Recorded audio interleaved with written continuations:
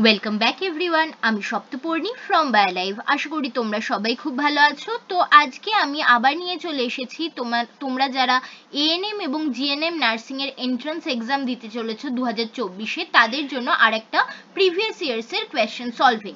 আজকে আমরা সলভ করতে চলেছি 2022-এর শিফট 2-তে যে কোয়েশ্চেন ছিল সেই কোয়েশ্চেনের লাইফ সায়েন্সের 1 মার্কের পার্টগুলো। তো as you all know, life সায়েন্সের জন্য তোমাদের থাকে 50 মার্কস টোটাল, যার মধ্যে টোটাল কোয়েশ্চেন থাকে 40টা।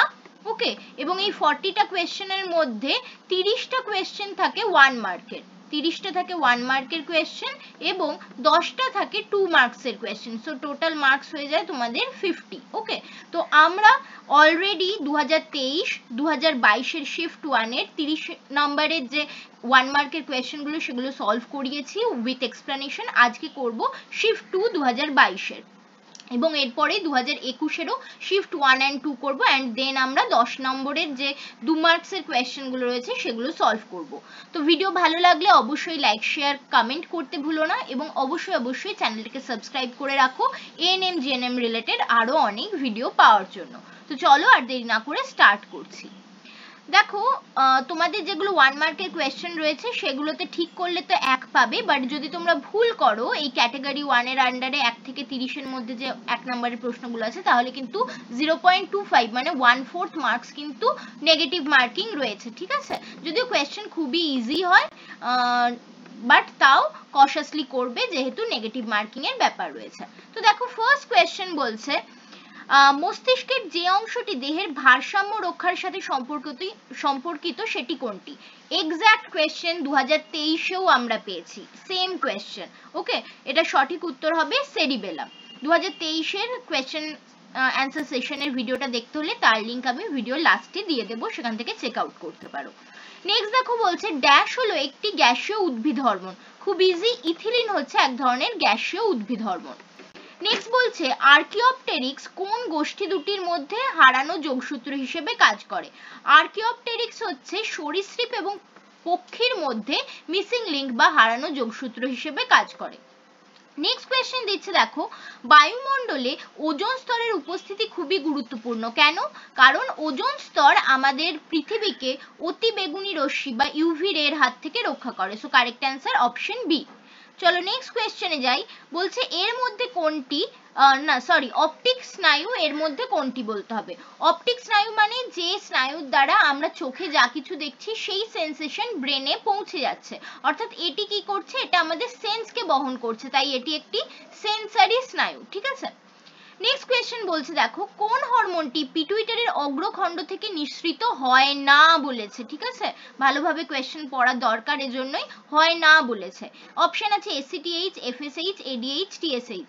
এর মধ্যে এডিএইচ পিটুইটারির পশ্চাৎ গ্রন্থি থেকে বা পশ্চাৎ পিটুইটারি থেকে নিঃসৃত হয়, whereas এসিটিএইচ, এফএসএইচ এবং টিএসএইচ এই ট্রপিক হরমোনগুলো সবকটাই অগ্র পিটুইটারি থেকে নিঃসৃত হয়। সো কারেক্ট অ্যান্সার হবে অপশন বি, এডিএইচ বা ভেসোপ্রেসিন। নেক্সট কোয়েশ্চেনে যাচ্ছি। দেখো বলছে মাটির অম্লতার জন্য দায়ী গ্রিনহাউস গ্যাস কোনটি? মিথেন, নাইট্রাস অক্সাইড, ক্লোরোফ্লুরোকার্বন নাকি হাইড্রোক্লোরোফ্লুরোকার্বন? সঠিক উত্তর হবে নাইট্রাস অক্সাইড অর N2O। ঠিক আছে, এটি যখন এই গ্রিনহাউস গ্যাসটি যখন বৃষ্টির সময় জলের সাথে রিয়াক্ট করে আমাদের নাইট্রিক অ্যাসিড হিসেবে মাটিতে এসে মেশে, তখন কিন্তু মাটিতে অম্লতা বৃদ্ধি পায়। ওকে, চলো নেক্সট কোয়েশ্চেনে যাচ্ছি। বলছে জিন bank is an example of. জিন ব্যাংক কিসের এক্সাম্পল? এই কোয়েশ্চেন এর আগেও এসেছে, 2022-এর শিফট 1-এ পেয়েছি আমরা। জিন ব্যাংক দেয়নি, ওখানে দিয়েছিল বীজ ব্যাংক। তো জিন ব্যাংক হচ্ছে এক ধরনের এক্সিটু সংরক্ষণ। বারবার আমি তোমাদের বলেছি এক্সিটু সংরক্ষণ মানে হচ্ছে যে কোনো প্রাণী বা উদ্ভিদকে যখন তার নিজস্ব জায়গা থেকে বা নিজস্ব বাসস্থানের বাইরে কোথাও এনে সংরক্ষণ করা হয় তাকে এক্সিটু বলি, আর সেই জায়গাতেই সংরক্ষণ করা হলে তাকে আমরা ইনসিটু বলি। তো এটাই এক্সিটু সংরক্ষণ। নেক্সট কোয়েশ্চেনে যাচ্ছি। দেখো অরিজিন অফ স্পিসিস বইটির লেখক কে? অরিজিন অফ স্পিসিস বইটির লেখক খুব ইজি কোয়েশ্চেন, এটা হচ্ছে বিজ্ঞানী চার্লস ডারউইন। ওকে, চলো পরের কোয়েশ্চেনে যাই। 10 নম্বর কোয়েশ্চেন বলছে নিম্নলিখিত গুলির মধ্যে কোনটি নাইট্রোজেন ফিক্সিং ব্যাকটেরিয়া বা নাইট্রোজেন ফিক্সিং ব্যাকটেরিয়া? সঠিক উত্তর হচ্ছে অ্যাজোটোব্যাক্টার। নেক্সট যাচ্ছি, দেখো বলছে পেনিসিলিয়াম ক্রাইসোজেনাম এর মধ্যে কি ধরনের অণুজীব? পেনিসিলিয়াম হচ্ছে এক ধরনের ছত্রাক।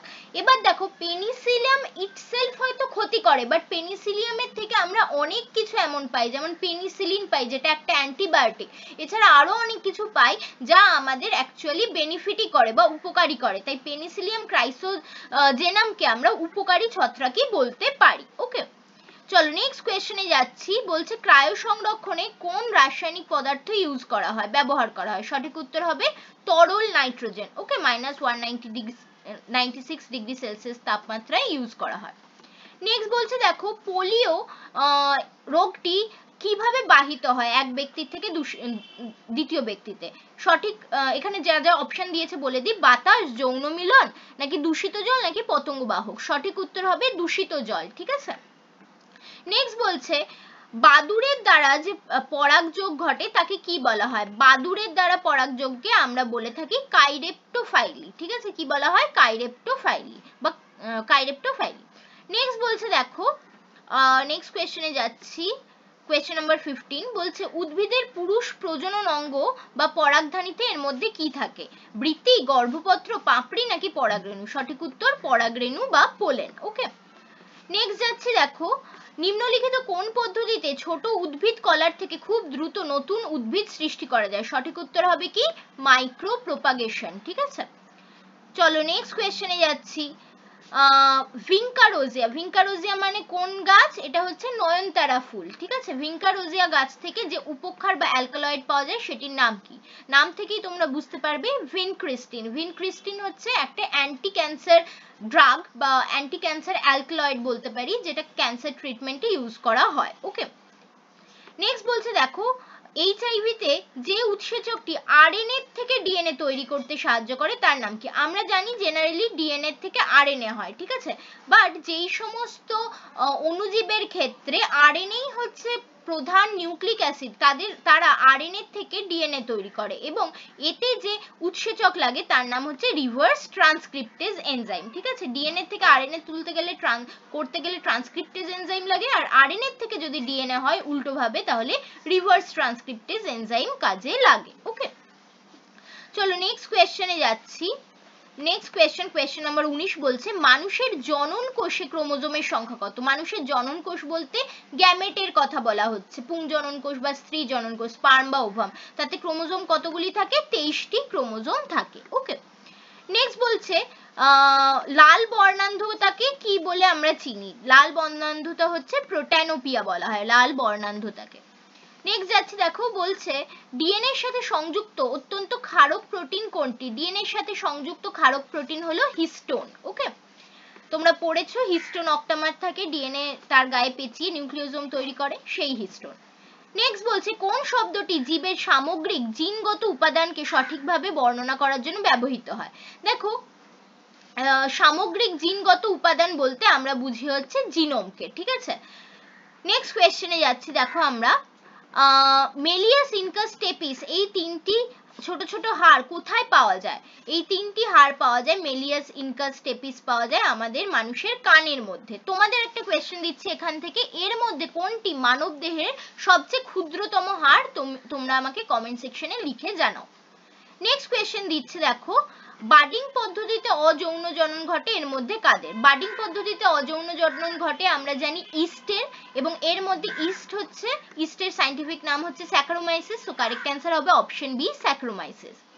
চলো নেক্সট কোয়েশ্চেনে যাই। বলছে নিম্নলিখিত গুলির মধ্যে কোনটি বেমতন্তু সৃষ্টির সাথে জড়িত? বেমতন্তু সৃষ্টির সাথে জড়িত হচ্ছে আমাদের মাইক্রোটিউবিউল। মাইক্রোটিউবিউল দ্বারাই বেমতন্তু গঠিত হয়, সো কারেক্ট অ্যান্সার হবে অপশন ডি। চলো নেক্সট কোয়েশ্চেনে যাচ্ছি। বলছে প্রোটিন সংশ্লেষের সাথে প্রত্যক্ষভাবে জড়িত কোষ অঙ্গাণু কোনটি? প্রোটিন সংশ্লেষ কোথায় হয়? রাইবোজোমে, so correct answer option C ribosome. Next বলছে নিম্নলিখিত রোগগুলির মধ্যে কোনটি মশা বাহিত নয় বলেছে? মশার দ্বারা হয় না বলছে কোনটা? অপশন কি কি আছে? Dengue, chikungunya, plague, malaria. সঠিক উত্তর হবে প্লেগ। প্লেগ তোমরা জানো ইঁদুর বাহিত একটি রোগ, মশা বাহিত নয়। নেক্সট কোয়েশ্চেন যাচ্ছি, দেখো নিম্নলিখিত গুলির মধ্যে কোনটি ভারতের বিপন্ন প্রজাতিদের অন্যতম বা এন্ডেঞ্জার্ড? এবার দেখো অপশন আছে স্পটেড ডিয়ার বা চিত্রমৃগ, ময়ূর, একশৃঙ্গ গন্ডার এবং চিতা। এর মধ্যে স্পটেড ডিয়ার বা ময়ূর হবে না, এটা তোমরা বুঝতেই পারছো, কারণ এগুলো অনেক সংখ্যায় দেখা যায়। এক শৃঙ্গ গন্ডার হচ্ছে ভালনারেবল, ঠিক আছে, এটি কিন্তু বিপন্ন নয়, ভালনারেবল।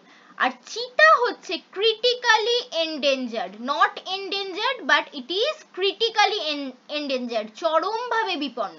বাট অপশনে তোমাদের যেহেতু বিপন্ন দেওয়া রয়েছে কোয়েশ্চেনে, তো আমরা চিতাকেই এক্ষেত্রে অ্যান্সার করব, ঠিক আছে। বাট মনে রাখবে চিতা বিপন্ন নয়, চিতা চরমভাবে বিপন্ন, not only endangered, it is critically endangered. Okay, চলো লাস্ট নয় পেনাল্টিমেট কোয়েশ্চেনে যাচ্ছি।